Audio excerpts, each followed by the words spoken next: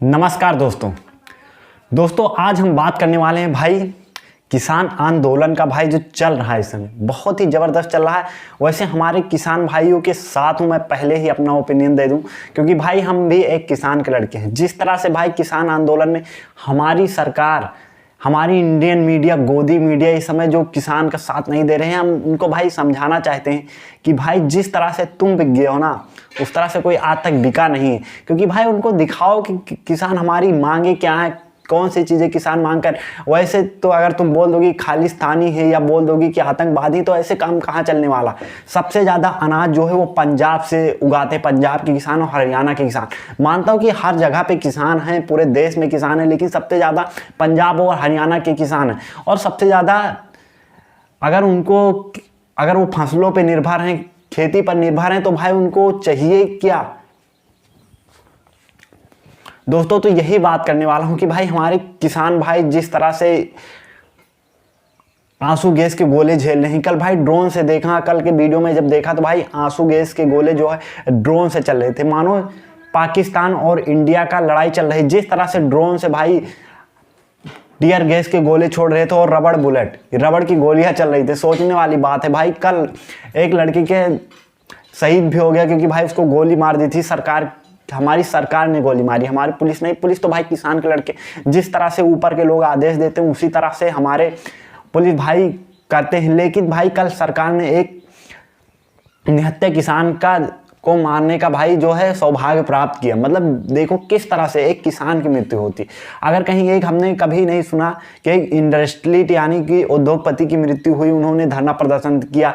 कभी उनको धरना प्रदर्शन करते हुए नहीं थे देखोगे, क्योंकि भाई उनके जो बड़े बड़े कर्जे होते हैं उनको हमारी सरकार माफ़ कर देती है। यही कारण है कि भाई वो धरना प्रदर्शन नहीं करते। और धरना प्रदर्शन करते हैं तो भाई सिर्फ हमारी किसान भाई या हमारे छात्र करेंगे। ये देख लो यूपी में भाई पेपर लीक हुआ, लेकिन आज तक कोई भी इंडियन मीडिया ने सवाल नहीं उठाया। और बीबीसी ने भाई उठाया तो भी क्लियर नहीं उठाया, बताया कि सोशल मीडिया की तरफ से। हाँ, मैं भी देखूंगा भाई सोशल मीडिया पे जिस तरह से दिखाया जाता है कि यूपीपी का पेपर लीक हुआ है, हमारी सरकार इस पे ध्यान नहीं देती। चाहे हमारे उत्तर प्रदेश की गवर्नमेंट हो या हमारी केंद्र सरकार हो। और मुद्दे से भटकते हुए मैं किसान आंदोलन पे आता हूँ। तो भाई किसानों की मुख्यतः मांगे क्या है? मांगे कि भाई उनको एमएसपी मिले, मैक्सिमम सपोर्ट प्राइस, तो भाई वो हमारी सरकार दे। ये तो भाई किसान का जिद नहीं हो, केवल रिक्वेस्ट करती हैं सरकार से। वो शांतिपूर्ण आंदोलन कर रहे हैं, लेकिन जिस तरह से वो आंसू गैस, पानी के बौछारे और रबड़ बुलेट चला रही हैं हमारी सरकारें, तो ये भाई दिखाता है कि हमारी सरकारें कितनी मतलब डेमोक्रेसी का अंग जो है सरकार से पूरी तरह से, ये जो बीजेपी सरकार पूरी तरह से इसने डेमोक्रेसी के नाम पर भद पिटवा रखी है। यही कारण है कि भाई जब कोई सवाल उठाता है तो उसको सबसे पहले खालिस्तानी या आतंकवादी घोषित कर दिया जाता है। चाहे कोई भी पत्रकार हो, चाहे एनडीटीवी के देख लो रवीश कुमार हो, भाई निष्पक्ष पत्रकारिता करता था तो उसको भाई उनके दोस्त, मोदी जी के दोस्त गौतम अडानी ने उसको चैनल ही खरीद लिया। तो ये दिखाता है कि भाई जो सरकार के खिलाफ बोलेगा उसके खिलाफ एफआईआर होगा, नहीं तो किसी न किसी से उसकी तरफ सरकारी एजेंसियां लगाई दी जाएगी, चाहे ईडी या सीबीआई की जांच उसके मतलब खिलाफ इतनी कार्रवाई हो जाएगी ना कि सरकार के खिलाफ आपकी बोलने की हिम्मत नहीं होगी। लेकिन हमारे किसान भाई ही हैं जो सरकार से अपनी बात मनवा लेते हैं। तो यही तो इसी वजह से हम भाई किसानों को साथ देने की भाई किसी की तो मानो। हमारे किसानों को देख लो, रेसलर का जब हो रहा था तो उनको भाई किसी तरह पुलिस ने डंडे मार के उनको बंद कर दिया था। जब रेसलर अपना आंदोलन कर रहे थे उनके खिलाफ उत्पीड़न हुआ था। वही सेम भाई हमारे किसान भाइयों के साथ जो हुआ है वो गलत हुआ। और उनके साथ ही गलत क्यों हुआ?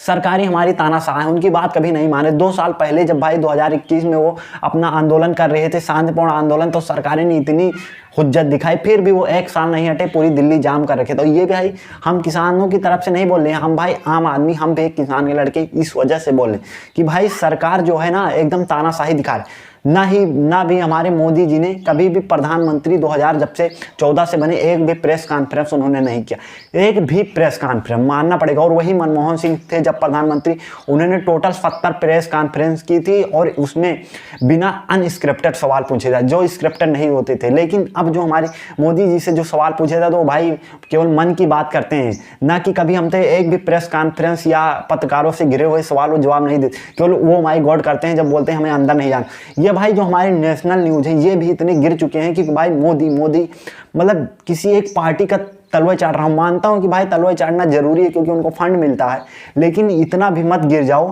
कि जनता को लगने लगे कि भाई डेमोक्रेसी खतरे में। हमारी जो जुडिशरी ना होती ना तो ये अब तक ये काम खत्म कर देते हैं डेमोक्रेसी का नाम पे, जैसे डेमोक्रेसी नाम की ही केवल रह जाएगी। अगर आने वाले 10 साल में इसी तरह हुआ ना तो केवल डेमोक्रेसी नाम की रह जाएगी। भाई डेमोक्रेसी कभी हुआ करती थी, जैसे नॉर्थ कोरिया में आपको पता है क्या नाम है, वहाँ भी डेमोक्रेसी, वहाँ भी वोट पड़ता है। लेकिन वोट क्यों पड़ता है? सरकार वहाँ की जो है तानाशाह वो अपने कैंडिडेट निर्धारित करते हैं, उन्हीं को वोट स्पेसिफिक उन्हीं को वोट पड़ता है, ना कि कोई दूसरा कैंडिडेट नहीं खड़ा होता है, वहाँ पर भी वोट पड़ता है। और सेम यहीं पे भी कि जो भाई कैंडिडेट देख लो चंडीगढ़ में जो मेयर का चुनाव हुआ था उसमें किस तरह से धांधली की गई थी। तो ये दिखा रहा था कि हमारी जो केंद्र सरकार है कितनी शिथिल हो चुकी है और डेमोक्रेसी के एकदम से पीछे पड़ गई। तो भाई मिलता हूँ नेक्स्ट वीडियो में, तब तक ले जय।